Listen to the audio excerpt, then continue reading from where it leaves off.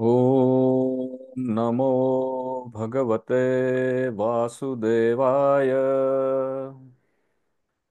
ओम नमो भगवते वासुदेवाय।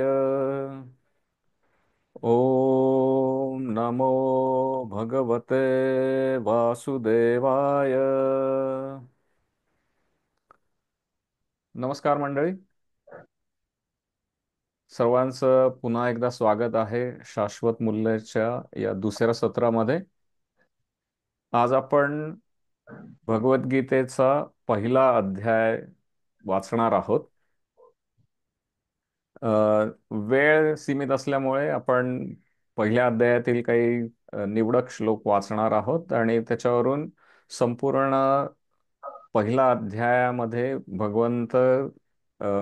भगवद्गीतेमध्ये काय सांगतायत ते आपण समजून घेणार आहोत. ठीक आहे.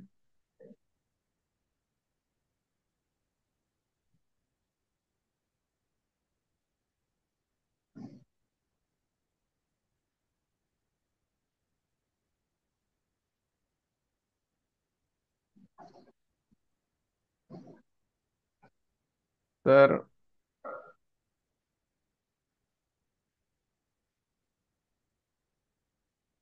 मी श्लोक म्हणेन, तुम्ही तुमचं म्यूट न काढता हा श्लोक माझ्या पाठीमागे म्हणा. अथ प्रथमोऽध्यायः श्रीमद्भगवद्गीता।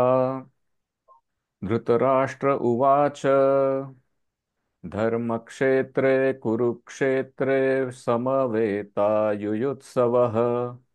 मामकाः पाण्डवाश्चैव किम् अकुर्वत संजय।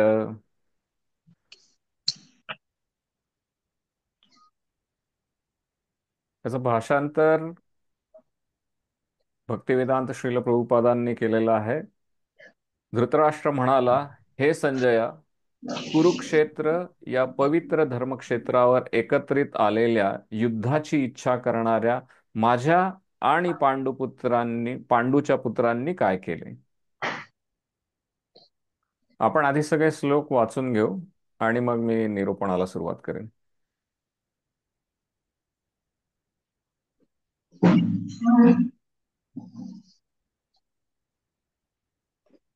माझा स्क्रीन दिसतोय, राईट? स्क्रीनवरती श्लोक दिसत आहेत, राईट?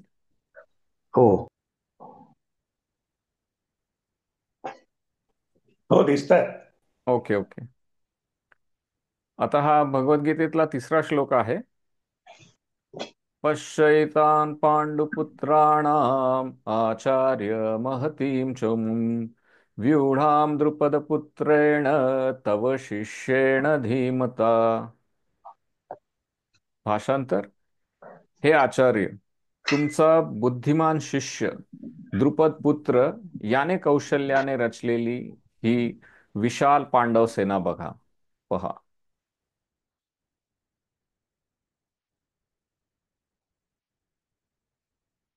10वा श्लोक. अपर्याप्तं तदस्माकं बलं भीष्माभिरक्षितं पर्याप्तं त्विदमेतेषां बलं भीमाभिरक्षितं। भाषांतर: आमची शक्ती अपरिमित आहे आणि भीष्म यांच्याद्वारे आपण पूर्णपणे सुरक्षित आहोत, परंतु भीमाने काळजीपूर्वक रक्षिलेली पांडवांची शक्ती ही मर्यादित आहे.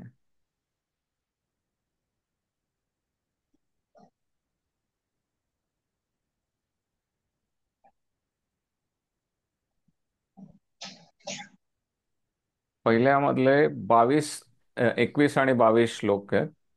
अर्जुन उवाच सेनयोरुभयोर्मध्ये रथं स्थापय मे अच्युत यावदेतान्निरीक्षेऽहं योद्धुकामानवस्थितान् कैर्मया सह योद्धव्यम् अस्मिन् रणसमुद्यमे। भाषांतर: अर्जुन म्हणाला, हे अच्युत, कृपया माझा रथ दोन्ही सैन्यांच्या मध्ये घेऊन चल, म्हणजे येथे युद्ध करण्याच्या इच्छेने प्रेरित झालेल्या आणि ज्यांच्याबरोबर मला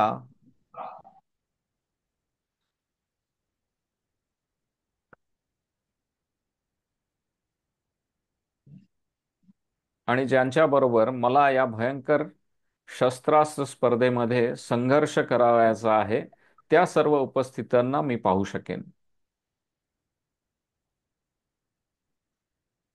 1.25 भीष्मद्रोण प्रमुखतः सर्वेषां च महीक्षितान् उवाच पार्थ पश्यैतान् समवेतान् कुरुनिति. भाषांतर. भी- भीष्म, द्रोण आणि जगातील इतर सर्व राजांच्या उपस्थितीत भगवान म्हणाले, हे पार्थ, येथे जमलेल्या सर्व कुरुवंशीयांना आता पहा.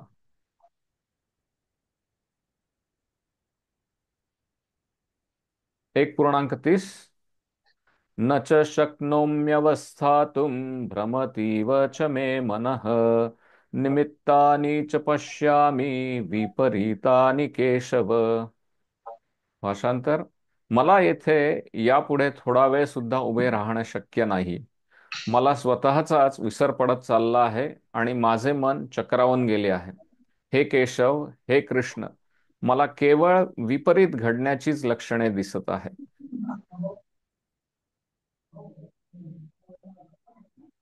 1.39 कुलक्षये प्रणश्यन्ति कुलधर्मः सनातनः धर्मे नष्टे कुलं कृत्स्नम् अधर्मोऽभिभवत्युत. कुळाच्या नाशामुळे शाश्वत परंपरा नष्ट होते आणि यामुळे उर्वरित कुटुंब अधर्म करण्यात गुंतले जाते. 1.46 संजय उवाच एवमुक्त्वार्जुनः संख्ये रथोपस्थ उपाविशत् विसृज्य सशरं चापं शोकसंविघ्नमानसः. भाषांतर. संजय म्हणाला, रणभूमीवर याप्रमाणे बोलून झाल्यानंतर अर्जुनाने आपले धनुष्य बाण बाजूला टाकले आणि मनामध्ये अत्यंत शोकाकुल होऊन रथामध्ये खाली बसला.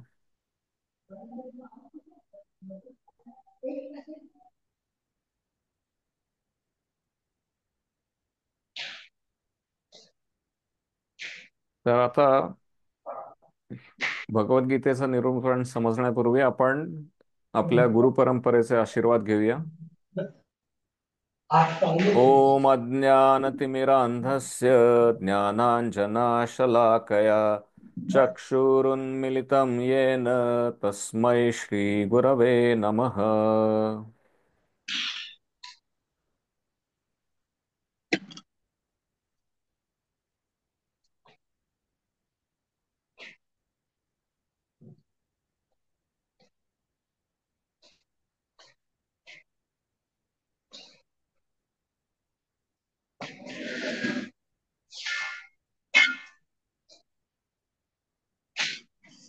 आता भगवद्गीतेची सुरुवातच अशी झालेली आहे की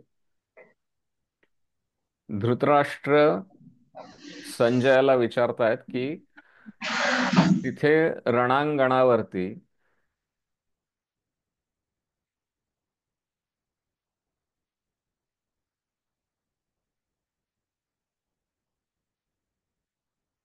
तिथे रणांगणावरती माझे आणि पांडूचे पुत्र काय करतात. तर इथे सगळ्यात पहिल्यांदी काय दिसून येतं, तर इथे धृतराष्ट्राच्या मनामध्ये स्वार्थ आला.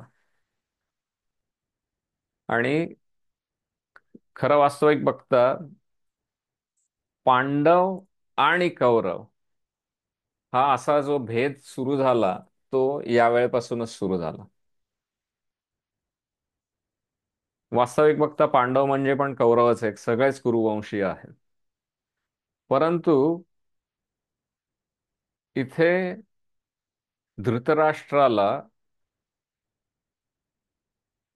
आपण वेगळे आहोत, पांडवचे पुत्र वेगळे आहेत आणि खरं वास्तविक बघता धृतराष्ट्राचा राज्यावर काहीही अधिकार नसताना देखील त्याला त्याचं राज्य उपभोगायला मिळालं होतं. केवळ पांडूने वानप्रस्थ घेतल्यामुळे आणि आपल्या दोन्ही पत्नींसोबत वनवासात राहत असल्यामुळे धृतराष्ट्र हा केवळ केअरटेकर गव्हर्नमेंट म्हणून होता.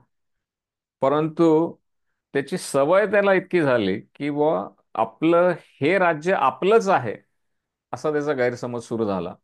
आणि आपल्या पश्चात हे राज्य आपल्या मुलाला मिळायला हवं म्हणून त्याचा अतोनात प्रयत्न चालू होता. आणि त्यासाठी अनेक गोष्टी हे युद्धाच्या पूर्वी पण झाल्या. म्हणजे ही युद्धाची पार्श्वभूमी आपल्याला थोडीफार समजून घ्यायला हवी की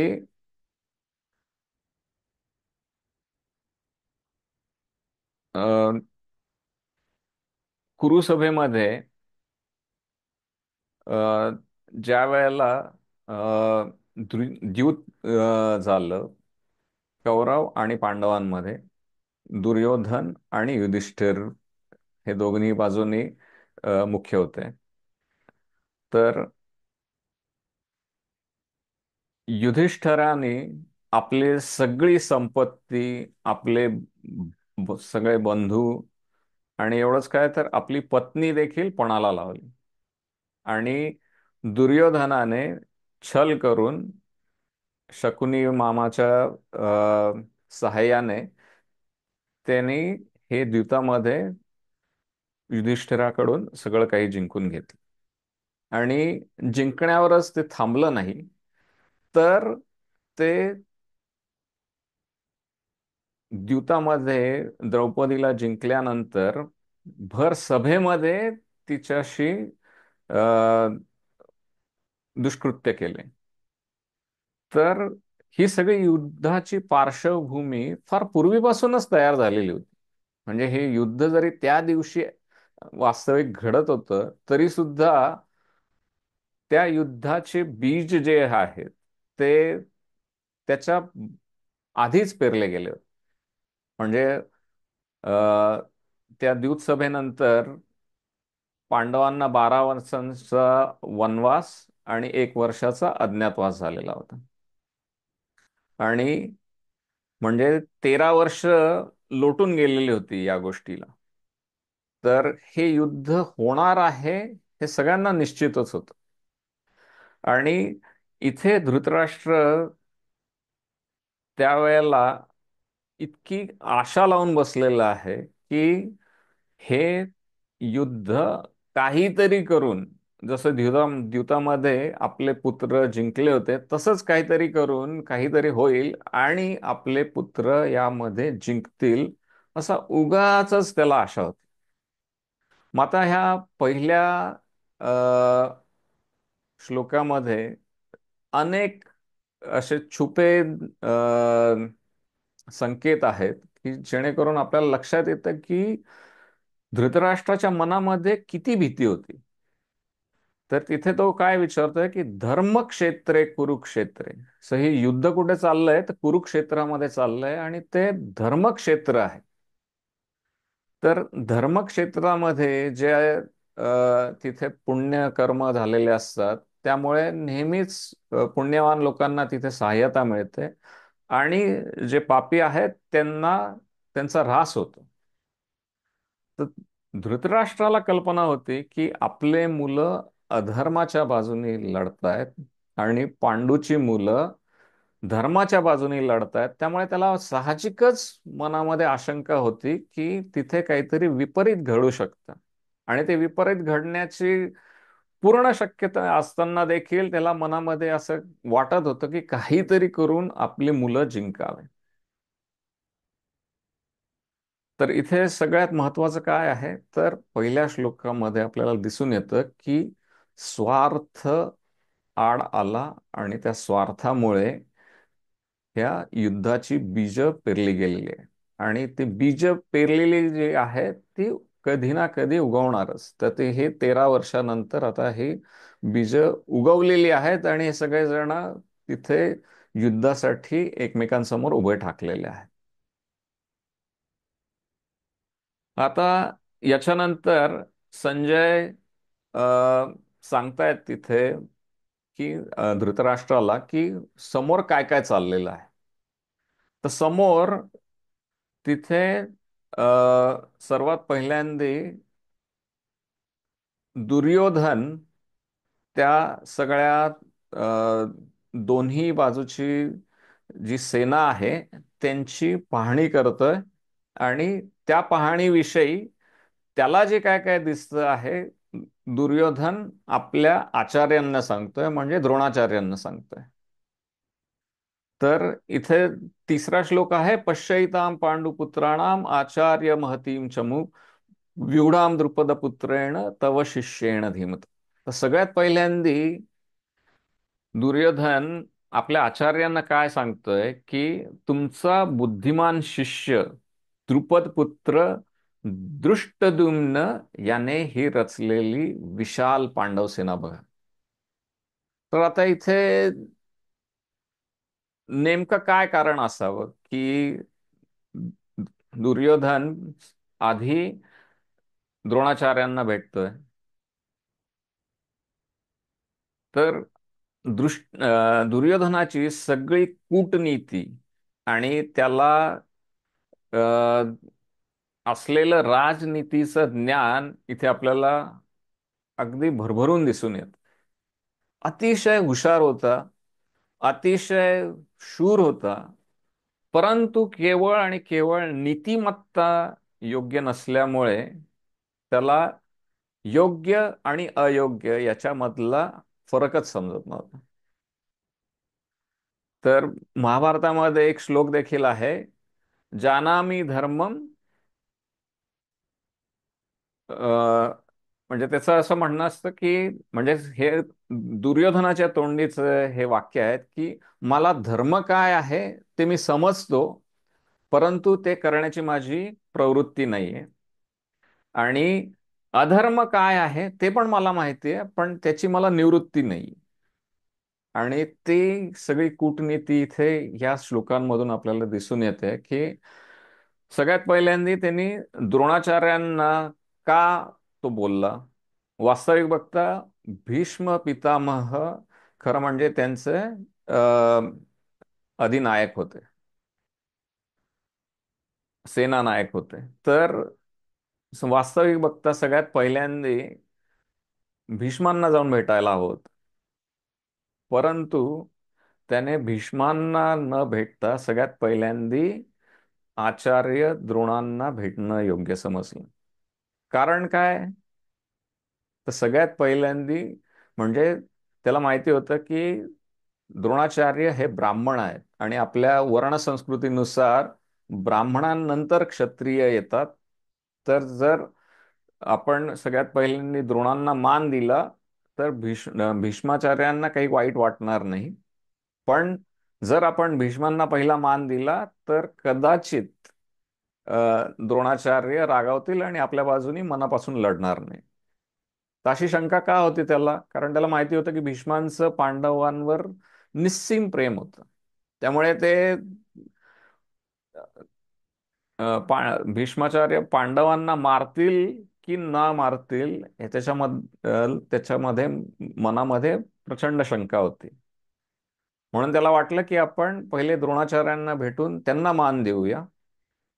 आणि त्यांनी नुसताच मान नाही दिलाय, तर इथे त्यांनी त्यांना डिवचलं देखील. आता डिवचलं कसं आहे की त्यांनी सांगितलं की तुमचा शिष्य दृष्टद्युम्न हे हा पांडवांचा सेनानायक आहे, आणि तुम्ही त्याला सगळी युद्धविद्या शिकवलेली आहे. तर त्याची पार्श्वभूमी अशी आहे की द्रुपदांनी द्रोणाचार्यांचा अपमानाचा बदला घेण्यासाठी म्हणून एक असा पुत्र वरामध्ये मागितला होता की तो आचार्य द्रोणांचा अ, वध करू शकेल. तर इथे त्यांनी दुर्योधनाने दोन गोष्टींची जाणीव द्रोणाचार्यांना करून दिलेली आहे. ती म्हणजे सगळ्यात पहिल्यांदा एकतर तुम्ही एक घोडचूक अशी केलेली आहे की आपला मित्र द्रुपदाचा अपमान केलेला आहे. दुसरी गोष्ट, द्रुपदाने तुमच्या अपमानाचा बदला घेण्यासाठी एक जो पुत्र वरात मागितलेला होता, तो त्याला तुम्ही शिक्षण दिलं, सगळे युद्धकला शिकवली, आणि आज तोच व्यक्ती जो तुमच्या वधाचं कारण होण्याची शक्यता आहे, तो तुमच्या समोर उभा ठाकलेला आहे. म्हणजे त्यांनी केवळ राजनीतीसाठी म्हणून द्रोणाचार्यांना मान तर दिला पहिला त्यांच्याशी बोलण्याचा, परंतु त्यांना डिवचूनही घेतलं. त्यांना जाणीव करून दिली की तुम्ही चूक केलेली आहे, आणि ती चूक तुम्हाला आता निस्तरायची आहे, म्हणून तुम्ही चांगल्या पद्धतीने इथे लढा.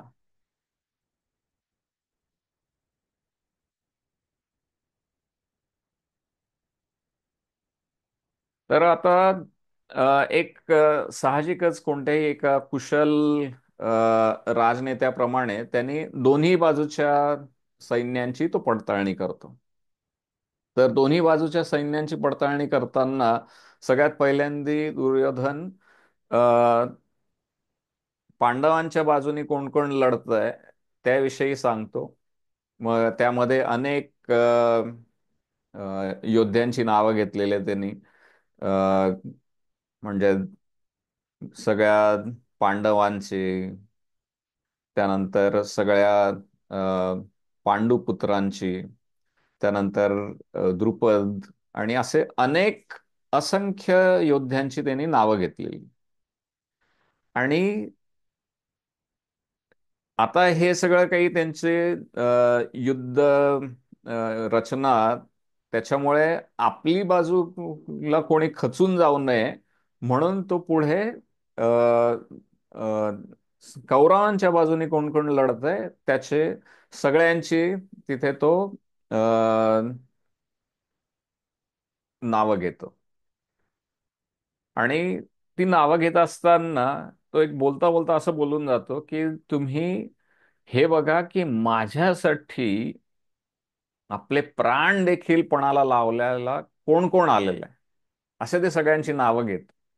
आणि त्याची कूटनीती इतकी इतकी कुटून भरलेली होती त्याच्यामध्ये की ती सगळी नावं घेत असताना वास्तविक बघता त्याच्या कडून अनेक योद्धे लढत होते, पण तो काही ठराविक निवडक नावं तो घेतो. की जसं भीष्मांचं नाव घेतो, त्यानंतर द्रोणाचार्यांचं नाव घेतो, कर्णाचं नाव घेतो, आणि विकर्णाचं नाव घेतो. तर त्याच्या भावांपैकी त्यांनी फक्त विकर्णाचं नाव घेतलेलं आहे भगवद्गीतेमध्ये, की आपल्या बाजूने ते हे सगळे योद्धे लढत आहे. वास्तविक बघता तर त्याचा सगळ्यात प्रिय भाऊ कोण होता, तर दुःशासन होता. आणि तो त्यांच्यापैकी सगळ्यात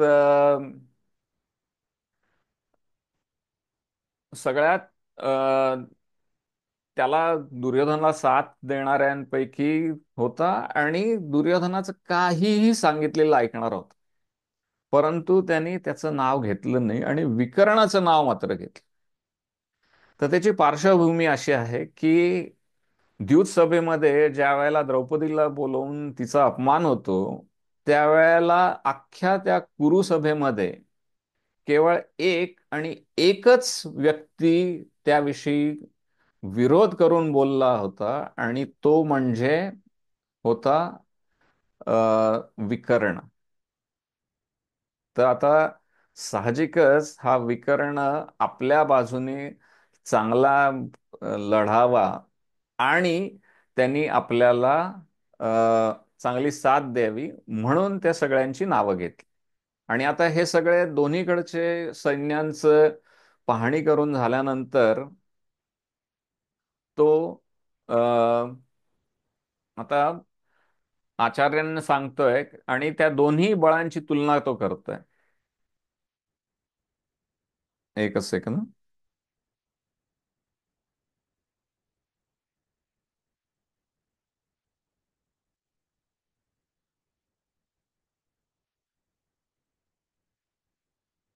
आणि दोन्ही सैन्यांची तुलना करताना तो काय सांगतोय की अपर्याप्तं तदस्माकं बलं भीष्माभिरक्षितं पर्याप्तं त्विदमेतेषां बलं भीमाभिरक्षितम्. तर आपण आपल्या एक सर्वसाधारण मराठीमध्ये अपर्याप्तचा अर्थ आपण असा घेतो पुरेसं, आणि अपर्याप्त म्हणजे अपुरं. परंतु इथे संदर्भाप्रमाणे इथे अ, पर्याप्तचा अर्थ आहे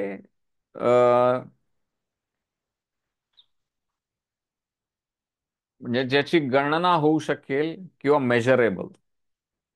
आणि अपर्याप्तचा अर्थ आहे इमेजरेबल, म्हणजे ज्याची गणना करता येणार नाही एवढं मोठं. तर त्याचं म्हणणं काय आहे की त्यावेळेला तो याच गैरसमजात आहे की आपली शक्ती अपरिमित आहे आणि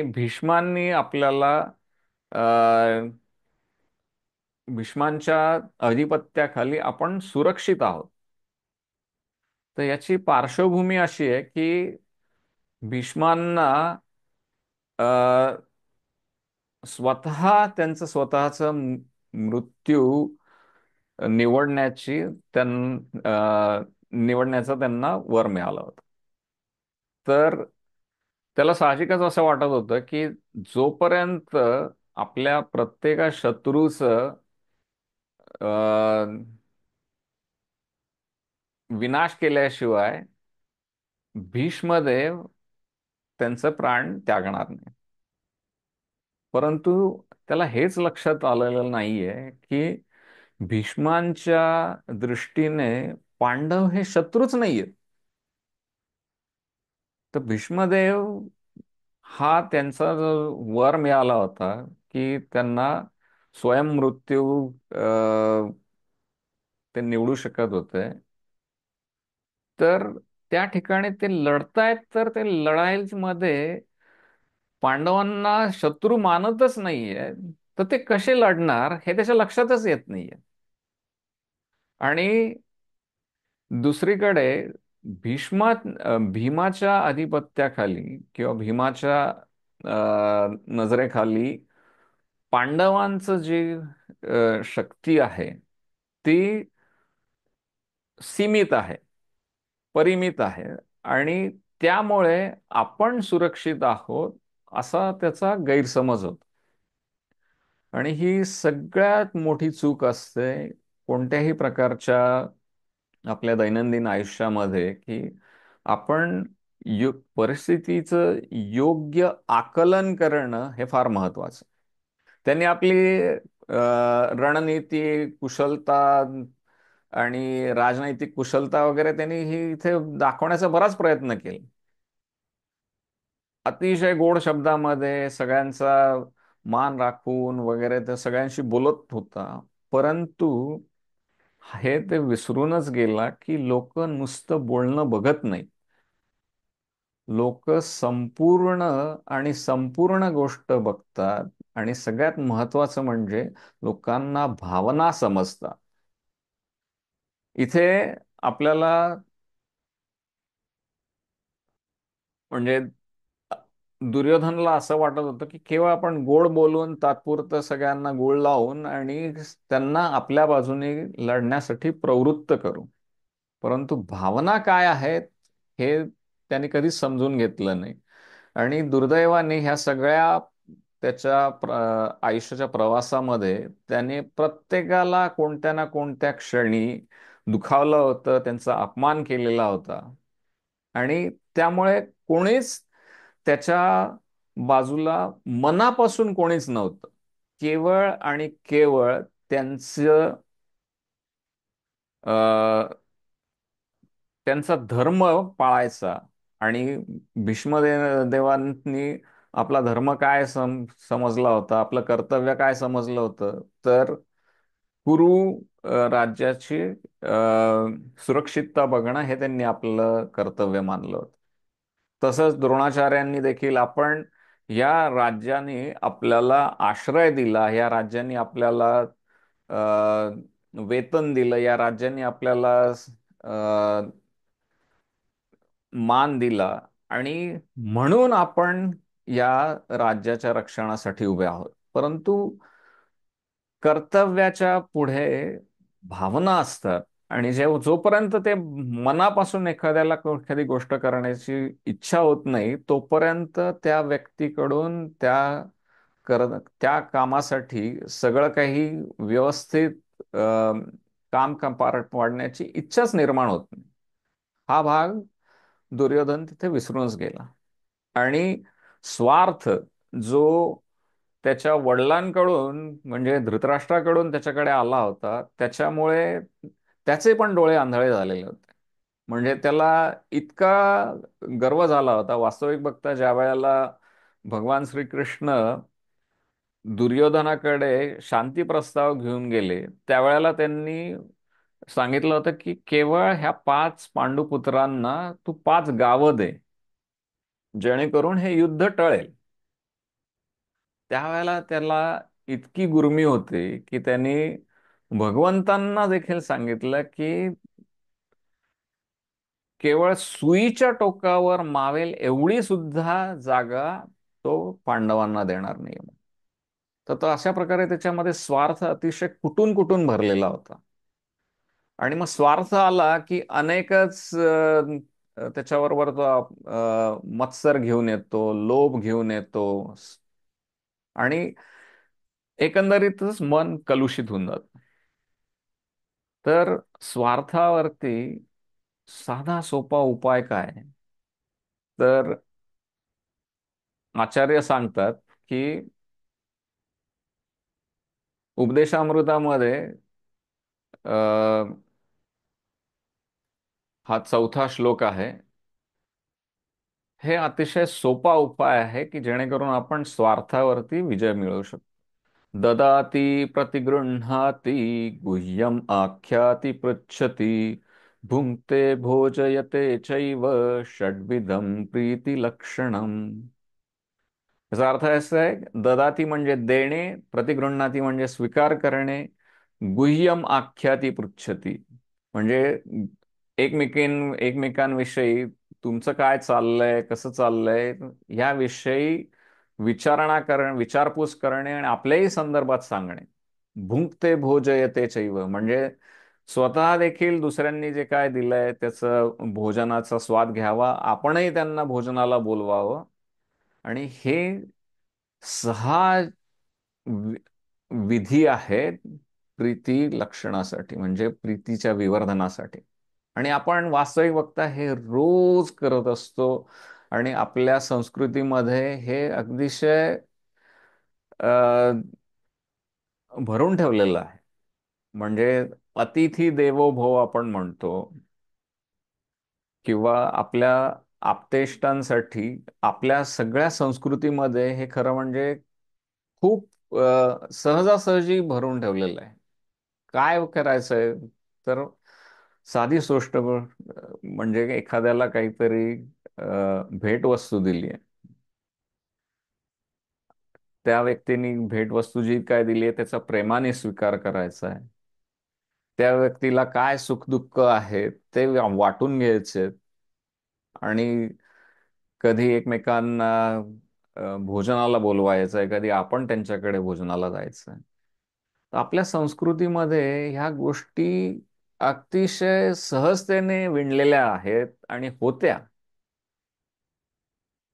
म्हणजे आतापर्यंत आपल्याकडे हॉटेल नावाचे प्रकार फार सीमित अस्तित्वात होते.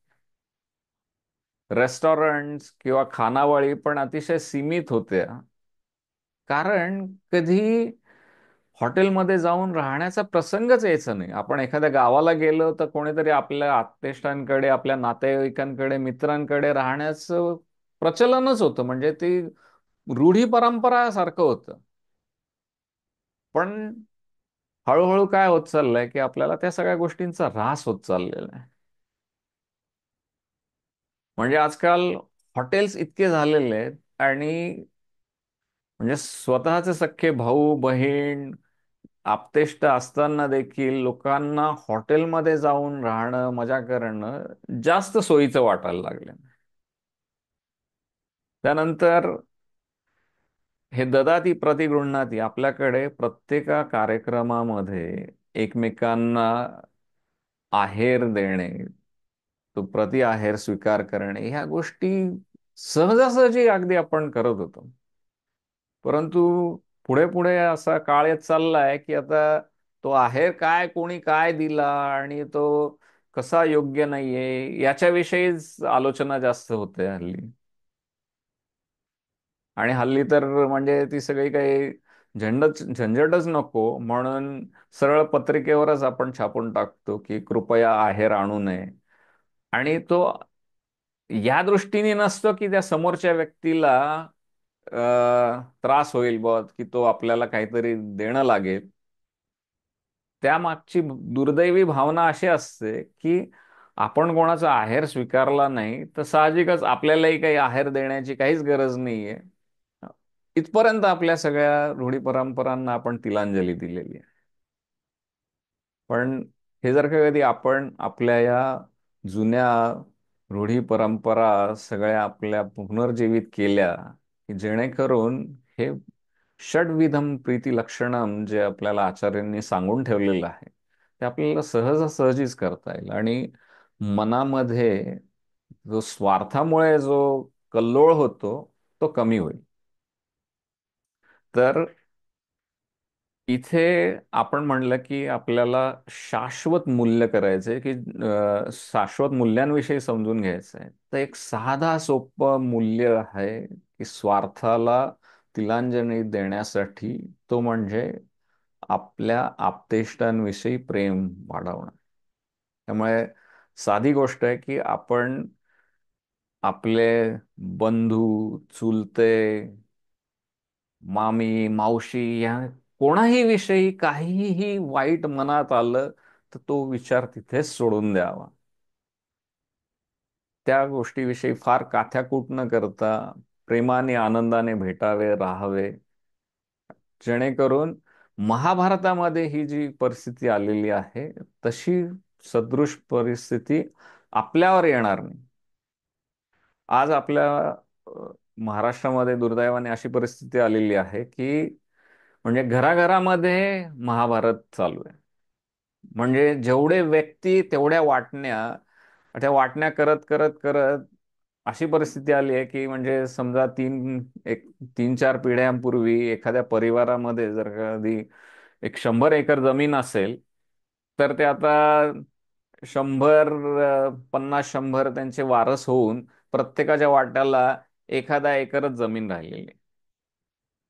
आणि एक साधा हिशोब आहे की 100 एकर जमिनीवरती 100 लोक किंवा 100 कुटुंब अगदी सहज त्यांचं उदरनिर्वाह करू शकतात. परंतु एका एकराच्या शेतीवरती एक कुटुंब उदरनिर्वाह करूच शकत नाही. एक 2 4 वर्षामध्ये त्या 100 एकराची 200 एकर शेती करण्याची ताकद त्यांच्या सगळ्या एकत्र मिळून होऊ शकते. पण त्या एका एकराच्या शेतीमधून 2 एकरची शेती तो व्यक्ती कधीच करू शकणार नाही. आणि हे साधं सुधं रहस्य आपल्याला समजत नसल्यामुळे दिवसेंदिवस आपल्याला कौटुंबिक, सामाजिक आणि राष्ट्रीय या तिन्ही गोष्टांचं सुख आपल्याला मिळू शकत नाही. म्हणजे आपण अनेक उदाहरणं बघतो अगदी नजीकच्या काळामध्ये देखील की म्हणजे राजकारण्यांमध्ये पण दिसतंय की चुलता पुतण्याशी लढतोय, दोन चुलत भाऊ एकमेकांशी लढतायत आणि त्यांनी दुसऱ्याच कोणाशी तरी युती करून आपल्याच घरच्यांना मात दिलेली आहे. आणि हे कधीच न संपणार आहे. आणि वास्तविक बघता ते दोन्ही धर्माच्या बाजूने नाही आहेत, दोघेही अधर्माच्या बाजूने नाही आहेत, कारण की ते म्हणतात तसं ते ग्रे एरिया आहे याच्यामध्ये खूप. पण आपण जर का कधी हा स्वार्थ आपल्यामधून काढला तो साहजिकच आपल्या कुटुंबामधून निघून जाईल. आपल्या कुटुंबातून निघून गेला तर तो आपल्या समाजामधून निघून जाईल. आपल्या समाजामधून निघून गेला तर आपल्या राष्ट्रामधून निघून जाईल. आपल्या राष्ट्रामधून निघून गेला तर सगळं जग एकत्र आनंदाने नांदू शकेल. अगदी सोपा उपाय सांगितलेला आहे आपल्या आचार्यांनी. तर हा पहिला जो मुद्दा होता शाश्वत मूल्यांविषयी, तो म्हणजे स्वार्थ सोडून देण्याचा. तर आता 1.20 पर्यंत दुर्योधन काय दोन्ही बाजूची पाहणी करतोय आणि त्याचं जे काय त्याच्या जे काय लक्षात आलं तो ते सांगतोय. आणि त्यापुढे 21 पासून अर्जुन आता दोन्ही बाजूचे सैन्य बघतोय. तर दोन्ही बाजूचे सैन्य बघण्यासाठी म्हणून अर्जुन इथे भगवंतांना सांगतोय की माझा जो रथ आहे तो दोन्ही बाजूच्या सैन्यांच्या मधोमध घेऊन जा, जेणेकरून इथे माझ्याशी लढायला कोण कोण आलंय ते मला लक्षात येईल. तर आता हा खरं म्हणजे फारच विचित्र विनंती आहे ही अर्जुनाची भगवंतांसाठी. त्याला वास्तविक बघता सगळंच माहिती होतं की इथे कोण कोण आलेलं आहे युद्धासाठी. म्हणजे ज्या वेळेला अ, युद्धासाठी तयारी चाललेली होती तर कोण कोणत्या बाजूला लढणार वगैरे हे सगळं माहीतच होतं. म्हणजे केवळ फक्त एक अ, हे असं झालं की म्हणजे अ, सगळं काही माहिती असून पुन्हा तोच प्रश्न परत विचारणं हे तसं झालेलं आहे. परंतु त्याच्या मागची भावना काय आहे? की आतापर्यंत तो खरं म्हणजे अर्जुन संपूर्ण तयारी करूनच इथे आलेला होता. म्हणजे 13 वर्ष अर्जुनाने संपूर्ण तपश्चर्या केली होती जेणेकरून ह्या युद्धासाठी तो तयार होऊ शकेल. तसंच इतरही सगळे पांडुपुत्र त्यांनी सुद्धा मनापासून तयारी केली होती. शस्त्रविद्या शिकली होती. अनेक देवतांची सेवा करून त्यांच्याकडून त्यांचे शस्त्रास्त्र मिळवलेले होते. पण तरी सुद्धा अर्जुनाला एकदा इथे जाऊन बघायचं होतं की आपल्याशी लढायला इथे कोण कोण आलेलं आहे.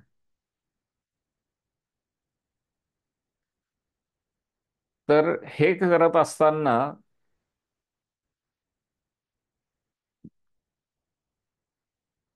भगवंत त्याला सांगतायत की भीष्म, द्रोण आणि जगातील इतर सर्व राजांच्या उपस्थितीत भगवान त्याला म्हणाले की येथे जमलेल्या सर्व कुरुवंशीयांना बघ तू. तर आता इथे दोन महत्वाची नावं घेतलेली. वास्तविक तिथे म्हणजे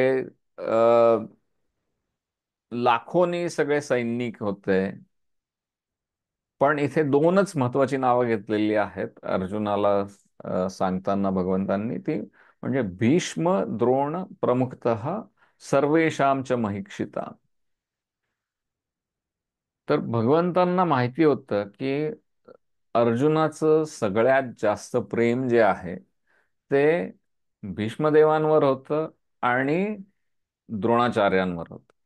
कारण की पांडू निधन झाल्यानंतर केवळ आणि केवळ भीष्मदेवांनी सगळ्या पांडवांची रक्षा केली होती. म्हणजे आपल्याला माहिती आहे की पांडव लहान असताना देखील त्यांच्यावर प्रचंड अत्याचार झालेले आहेत. त्यांना विष दिलं गेलं, त्यांना लाक्षागृहामध्ये जाळण्याचा प्रयत्न झाला, त्यांच्यावर अनेक प्राणघातक हल्ले झाले. तर या सगळ्यांमधून भीष्मदेव आणि विदुर या दोघांनी सगळ्यात जास्त त्यांच्यावर प्रेम केलं. विदुर तर अ, महाभारताच्या युद्धामध्ये त्यांनी सहभाग घेतला नाही. ते त्यावेळेला तीर्थयात्रेसाठी निघून गेले होते. तर मग राहता राहिले तिथे भीष्म. तर भीष्मांविषयीचं जे प्रेम आहे आणि आचार्य द्रोण पण अ, अर्जुन त्यांचा सगळ्यात लाडका शिष्य होता. आणि द्रोणाचार्यांनी देखील अर्जुनाला कोणत्याही प्रकारचं म्हणजे अनेक युद्धकलेमधले असे असे विषय जे त्यांनी आपल्या स्वतःच्या पुत्राला अश्वत्थामाला देखील शिकवले नाही, अशा अशा विद्या द्रोणाचार्यांनी अर्जुनाला शिकवल्या. त्यामुळे अर्जुनाचं द्रोणाचार्यांवर देखील अतिशय जीवापाड प्रेम. आणि भगवंतांना कल्पना होती की हे प्रेम त्याच्या कर्तव्याच्या आड येऊ शकणार आहे. म्हणून सगळ्यात पहिल्यांदा भगवंतांनी त्यांचा अर्जुनाचा रथ तिथे रणांगणाच्या मध्ये जो नेला, तो भीष्म आणि द्रोणांच्या समोर नेऊन उभा केला. तर इथे इथे भगवंतांची भक्तवत्सलता किती प्रचंड दिसून येते. खरं म्हणजे सगळ्यात पहिल्यांदा त्यांनी अर्जुनाचं सारथ्य करायचं जेव्हा स्वीकारलं. सारथ्य आता हा संस्कृत शब्द गोड असल्यामुळे त्याच्यामध्ये त्याचं एवढं जाणवत नाही. परंतु आपण जेव्हा इंग्लिशमध्ये म्हणतो ड्रायव्हर किंवा मराठीमध्ये म्हणतो वाहन चालक, त्यावेळेला आपल्याला कल्पना येते की त्यांनी काय पद स्वीकारलेलं आहे तिथे.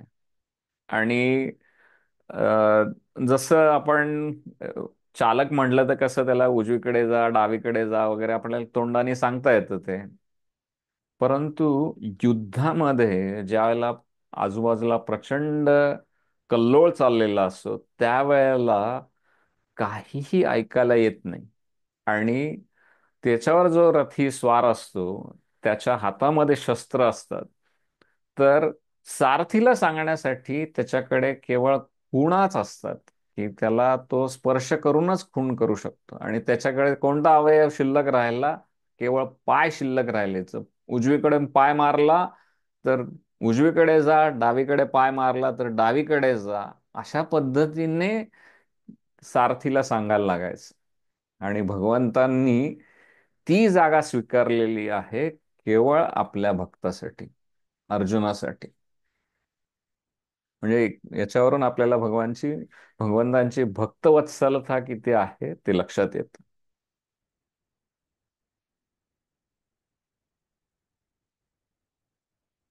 आता इथे अर्जुन ज्या वेळेला बघतो की त्या दोन्हीकडच्या सैन्यांमध्ये त्याचे सगळे आप्तेष्ट आहेत. म्हणजे तिथे तो जो सगळे नाते आहेत, एकही असं नातं राहत नाही की ज्याचा उल्लेख अर्जुनाने इथे भगवद्गीतेमध्ये केलेला नाही. इथं म्हणतो इथे माझे पितामह आहेत, माझे आजोबा आहेत, माझे अ, बंधू आहेत, माझे मित्र आहेत, माझे आप्तेष्ट आहेत, आणि हे सगळे जण इथे अ, समोर बघून मला केवळ आणि केवळ इथे विपरीतच घडताना दिसतंय. म्हणजे आपण जिंकलो तरी सुद्धा विपरीतच घडणार, हारलो तरी विपरीतच घडणार आहे. कारण की दोन्ही बाजूला आपलीच माणसं लढतायत. आणि त्यामुळे तो म्हणतोय की इथे माझं डोकं गरगरायला लागलंय, मला काहीही समजत नाहीये. आणि अशा मनस्थितीमध्ये तो अर्जुन त्यावेळेला एक एक गोष्ट त्याला लक्षात यायला लागते की आपलं ह्या सगळ्या अ, हे जरी शत्रू म्हणून आपल्यासमोर उभे ठाकलेले असले तरी सुद्धा ह्या सगळ्या लोकांवर आपलं नितांत प्रेम आहे.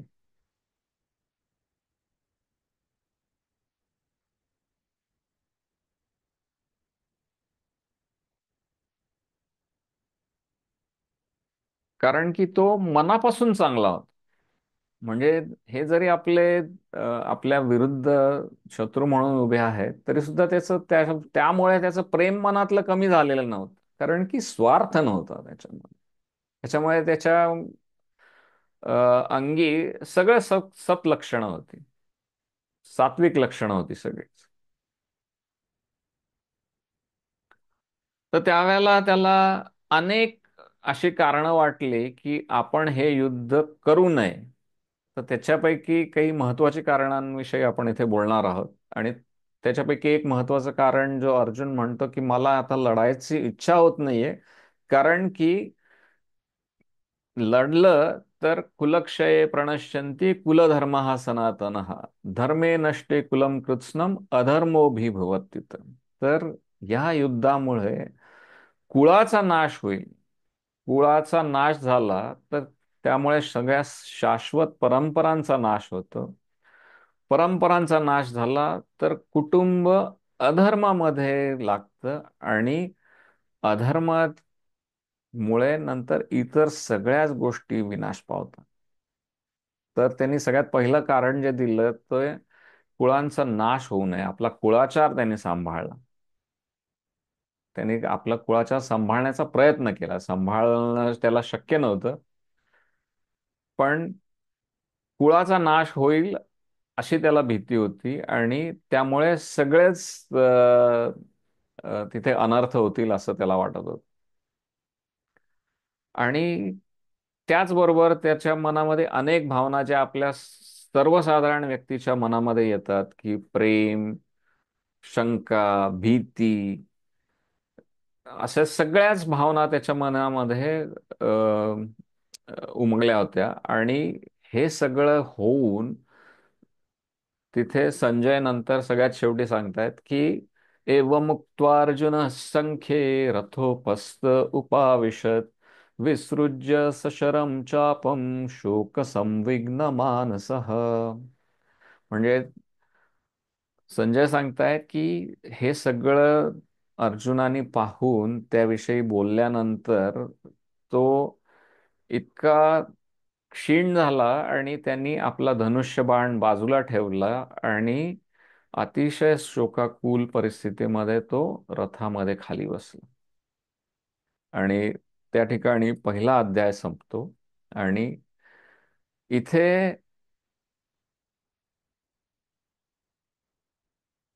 अ, पुन्हा एकदा धृतराष्ट्राला त्याच्या मनामध्ये जे असं वाटत असतं की आपल्या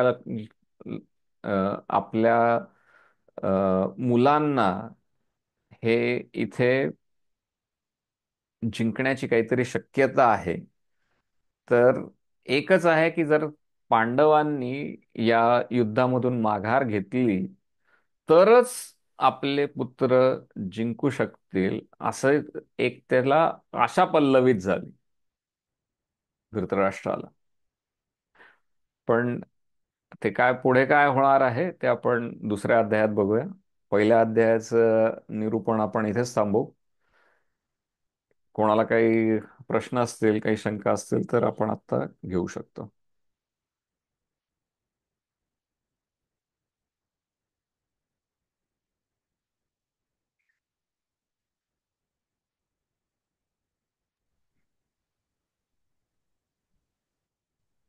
छान झालं आजचं लेक्चर. वेलकम. धन्यवाद.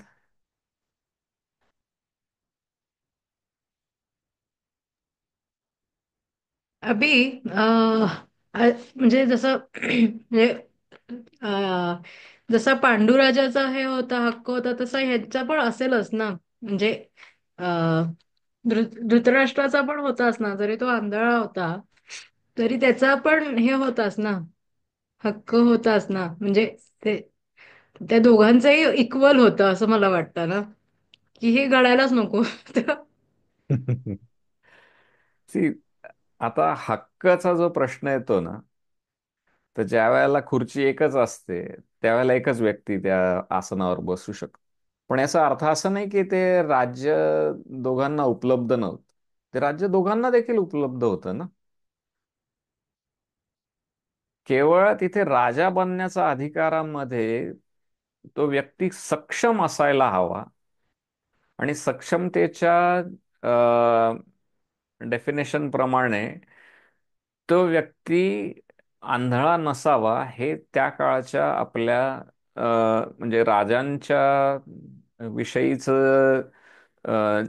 जी सगळी पात्रता होती त्याच्यामध्ये आंधळे पण नसावं हे पण एक पात्रतेमध्ये सांगून ठेवलेलं होतं. आणि केवळ त्यामुळे तो राजा होऊ शकणार नव्हता. परंतु तो राजकुमार तर होताच ना, त्यामुळे त्या सत्तेमध्ये त्याचा सहभाग होताच. आणि मग नंतर जर म्हटलंस तर म्हणजे शेवटी मग ती वंश परंपरागत म्हणजे तिथे सिद्धता करण्यासाठी म्हणजे आता तो पांडू राजा म्हणून मग पुढचे हे सगळे राजे असं असं नाही होतं ना. नाही, नुसतंच तसा पण प्रश्न नाहीये. मग त्याच्याबद्दल पण आपल्याला समजून घ्यायला पाहिजे की ज्या वेळेला अ, धृतराष्ट्राचं लग्न झालं गांधारी सोबत, आणि अ, पांडूचं ज्या वेळेला ते हम्म. वनवासात गेले आणि तिथे कुंतीने सूर्यदेवांची याचना केली, आणि तिला कर्ण होणार होता वगैरे. तर त्यावेळेला गांधारीच्या असं लक्षात आलं की पुढच्या पिढीमध्ये जो सगळ्यात वयाने मोठा असेल व्यक्ती, म्हणजे जो मुलगा, त्याला राज्य मिळणार आहे. हम्म. राईट. आणि ती अनेक महिने गर्भवती होती गांधारी, परंतु तिला मूल होत नव्हतं. म्हणून तिने शेवटी आपल्या पोटावर हात मारून घेतला, असे बुक्के मारून घेतले की माझा हा गर्भ बाहेर का येत नाही. ते केवळ त्या ईर्षेमध्येच की आपल्या नवऱ्याला तर हे राज्य मिळालंच नाही, पण आता त्याच्या पुढच्या पिढीमध्ये सुद्धा केवळ कुंतीला आधी पुत्र होतील, मला नंतर होतील, म्हणून तिने ते आपल्या पोटावर मारून घेतलं. तर वास्तविक बघता युधिष्ठिर वयाने दुर्योधनापेक्षा मोठा होता म्हणून त्याचा अधिकार होता, केवळ तो पांडूचा पुत्र आहे म्हणून नाही. ओके. त्यामुळे असे अनेक गुंतागुंतीचे विषय होते त्याच्यामध्ये. परंतु वास्तविक बघता आता मी मगाशी सांगितल्याप्रमाणे की 100 एकराची शेती 100 कुटुंब सहज पोचू शकते, परंतु त्या 100चे 100 तुकडे केलेले 1 एकराची शेती 1 कुटुंब पोसू शकत नाही. आणि हा साधा विषय देखील ते तिथे धृतराष्ट्राच्या लक्षात आला नाही की प्रत्येकाला महत्वाकांक्षा असते, प्रत्येकाला इच्छा आकांक्षा असतात, परंतु आपण मनुष्य हा एक सगळ्या सामाजिक गोष्टींनी बांधलेला आहे आणि त्या बंधनामध्ये आनंदाने आणि सुखाने राहावं. See, त्याला ही महत्वाकांक्षा असणं त्याच्यामध्ये वाईट काहीच नाही, परंतु त्यासाठी त्यांनी जे मार्ग अवलंबले, हा. आपल्या पुत्राला हाती धरून, दुर्योधनाला हाती धरून, वास्तविक लाक्षागृहामध्ये जाळण्याविषयी दुर्योधनाला धृतराष्ट्राला माहिती होतं. तो ते थांबवू शकला हम्म. असता. भीमाला विष प्राशन करून त्याला अ, नदीमध्ये तलावामध्ये ढकलून दिलं, हे पण त्याला माहिती होतं. हम्म. त्यामुळे आपल्या महत्वाकांक्षा असणं वाईट नाहीये. आपल्याला आपला अधिकार क्षेत्र वाढवण्याची पूर्ण संधी भगवंत देतात, पण त्यासाठी वाईट मार्गांचा अवलंब करू नये. आणि बरोबर. त्यावेळेला म्हणजे राजा निवडताना देखील तिथे त्यांची पूर्ण परीक्षा व्हायची. तर निदान त्या परीक्षेसाठी तरी पात्रता सिद्ध करण्याची तयारी करता आली असते त्यांना. परंतु ते सगळं काहीच न करता ह्यांचा असाच काटा काढून टाकायचा म्हणून खूप प्रयत्न केले सगळ्या दुर्योधन आणि त्याच्या भावांनी मिळून. आणि सगळ्यात सगळ्यात घाणेरडं दुष्कृत्य त्यांनी काय केलेलं असेल तर आपल्या स्वतःच्या वहिनीला त्यांनी म्हणजे जी सम्राज्ञी होती, म्हणजे एक सर्वसाधारण स्त्रीच पण समजू शकतो, ती साम्राज्ञी होती, तिथला भर समयमध्ये त्यांनी तिचा अपमान केला. त्यामुळे बरोबर. इथे अधिकारांचा प्रश्न येतच नाही. आणि अधिकारांचा प्रश्न असता तर ते वास्तविक त्याच्यासाठी अनेक गोष्टी होत्या की म्हणजे पूर्वी पण राज्यांमध्ये मंत्री हे ते सगळे असायचेच. तर त्यांना काहीतरी महत्वाचं कार्य मिळालंच असतं त्यांनी जर केलं असतं तर, नाही का? हम्म.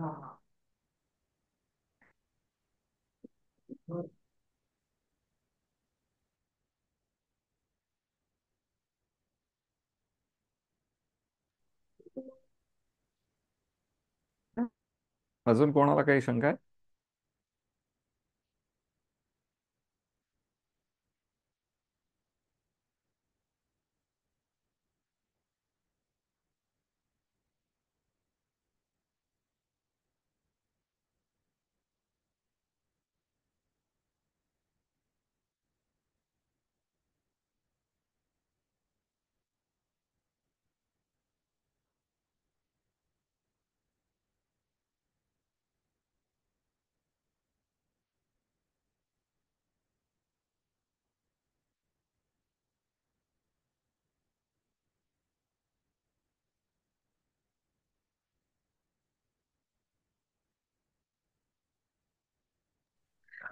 अजून कोणाला काही प्रश्न आहेत का?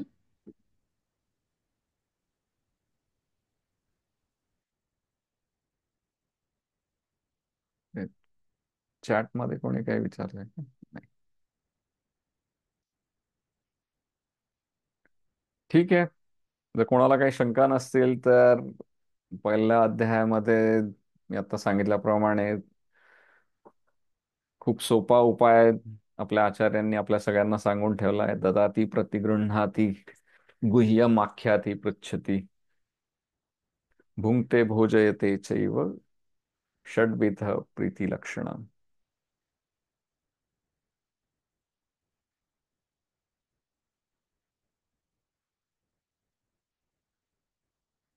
थांबवायचं मेघा?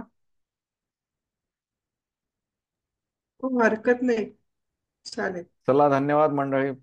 पुन्हा 15 दिवसांनी आपण भेटूच या. थँक्यू. आणि मी आपल्या ज्या ब्रह्मक्षत्रिय संघाच्या जे कोणी जॉईन झाले त्यांना रिक्वेस्ट करते की तुम्ही तुमचा अभिप्राय द्या ग्रुप्स वरती. त्यामुळे ज्या बाकीचे जे आपले सदस्य आहेत त्यांना सुद्धा जॉईन होण्याला ते प्रेरित होतील. नक्कीच. चला, धन्यवाद ठीक मंडळी. आहे. थँक्यू.